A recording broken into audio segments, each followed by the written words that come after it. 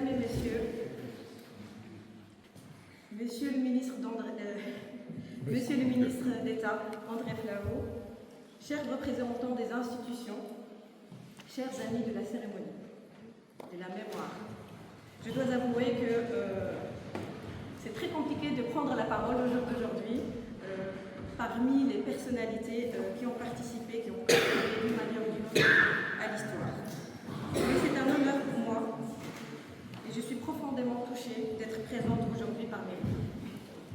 Avant toute chose, je voudrais remercier sincèrement toutes celles et ceux qui ont contribué à cette commémoration, ainsi que toutes les personnes qui, depuis de nombreuses années, travaillent avec conviction pour préserver cette mémoire, honorer ces sacrifices et faire en sorte que cette histoire continue à vivre à travers des générations.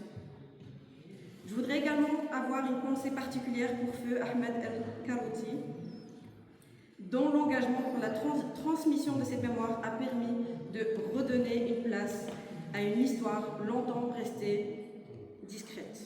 Et je voudrais aussi être honnête avec vous. Moi, il y a quelques années, je n'étais pas au courant de cette histoire. Moi-même, je ne connaissais pas cette histoire.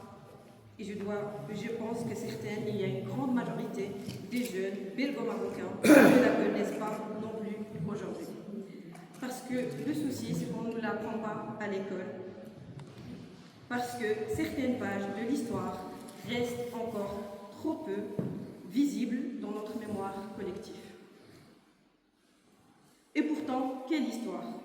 Beaucoup ignorent que lors de la bataille de Jamblou, des soldats marocains ont été parmi les premiers à affronter l'armée nazie sur le sol belge.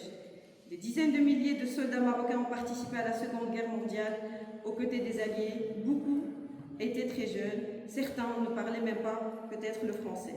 Imaginez ces jeunes-là qui quittent leur soleil, leurs montagnes, leur village et leur famille pour arriver dans le froid belge, dans la guerre, dans la peur et malgré cela, avancer. Comme Monsieur le ministre d'État André Flahault l'a si justement rappelé, des Marocains sont venus mourir ici, en Belgique, pour défendre la liberté. Et cette réalité nous rappelle que des liens entre le Maroc et la Belgique ne se sont pas construits uniquement à travers l'histoire de l'immigration, mais aussi à travers le courage, le sacrifice et des valeurs partagées. Et pourtant, cette histoire est malheureusement restée dans l'ombre. Mais reconnaître cette histoire n'enlève rien à personne. Au contraire, cela agrandit notre mémoire collective. Pendant longtemps, on a parlé de l'immigration et on en parle toujours. Il suffit que de regarder les médias et la télé, on en voit tout le temps l'immigration marocaine. Alors pensez-vous, mettez-vous à la place des jeunes qui entendent cela H24. Mais beaucoup ignorent qu'avant la migration, il y a déjà ce sacrifice.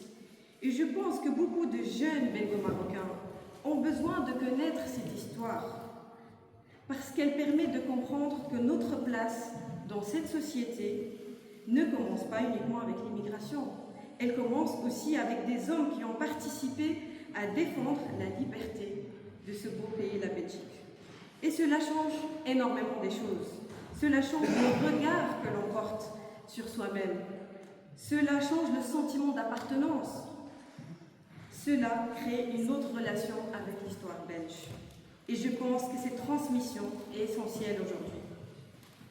Surtout à une époque où beaucoup de jeunes issus de la diaspora, des fois, ils cherchent leur place, ils cherchent leur repère, où ils ont un sentiment d'appartenance entre plusieurs cultures.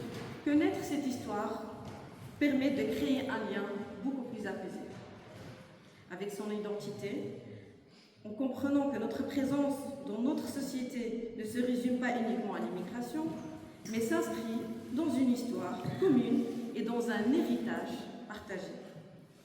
Oui, nous sommes des enfants d'une histoire que beaucoup ignorent encore, une histoire de courage, une histoire de sacrifice, mais surtout une histoire de liberté.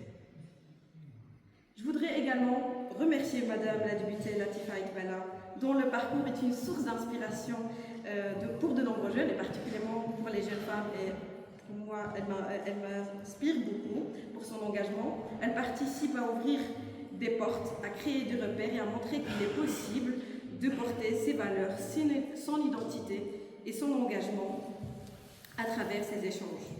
Et je trouve très important qu'aujourd'hui, dans ce type de cérémonie, une place soit donnée à la jeunesse. Parce que donner la parole à un jeune, ce n'est pas seulement lui transmettre un micro, même si le micro n'y est pas là aujourd'hui, c'est lui transmettre surtout une responsabilité, un héritage, une conscience.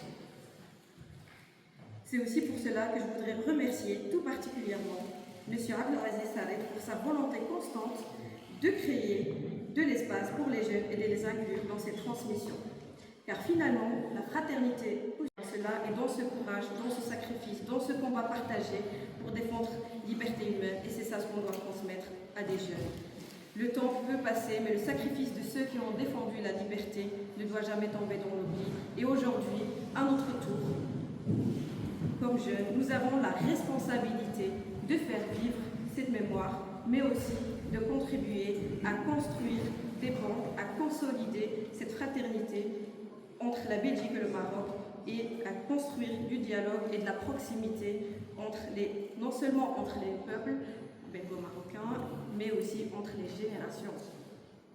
Que cette histoire continue à nous rassembler, à nous inspirer, à consolider cette amitié profonde qui existe entre les deux peuples, ainsi que cette fraternité entre le Maroc et la Belgique. Vive la Belgique, vive le Maroc et vive la fraternité.